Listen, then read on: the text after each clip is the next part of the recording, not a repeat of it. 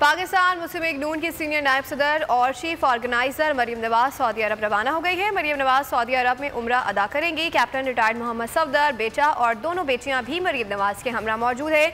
Saudi अरब में मरीम नवाज अपने वालिद नवाज शरीफ से मुलाकात भी करेंगी। नवाज शरीफ और मरीम नवाज रमजान मुबारक का आखिरी अशरा मक्का मुकरमा और मदीना मुनव्वरा में गुजारेंगे।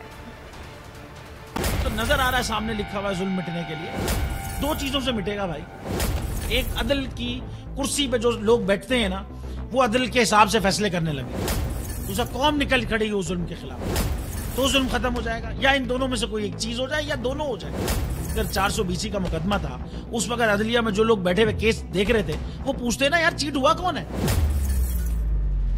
जब उनको दिखता कोई चीट नहीं हुआ, केस खत्म कर देते। तो जालिम जुल्म कर ही नहीं पाता। 9 जजेस ने नोट बिफोर किया मेरे केस को यार, 1.5 साल चला।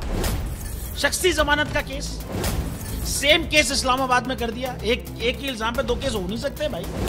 मतलब 60 दिन का वक्त होता है। 102 दिन के बाद मैं जीत गया, केस बरी हो गया। 102 दिन के बाद अपील फाइल की, एक्सेप्ट कर ली। नहीं करते ना एक्सेप्ट, खत्म हो जाता ना जुल्म यार। भरी अदालत में मुझे बरी कर दिया, फिर पता नहीं क्या हुआ 2.5 घंटे बाद का नोट बिफोर। मैं नहीं सुनता ये केस, खड़े रहते अपने फैसले पे, मिट जाता जुल्म। अल्लाह ताला ने बिठाया इन कुर्सियों पे इनको यार, ये अल्लाह ताला की तरफ से फैसले करने हैं। तो या तो ये फैसले आएंगे, जुल्म मिट जाएगा, या कौम खड़ी हो जाएगी जुल्म के खिलाफ।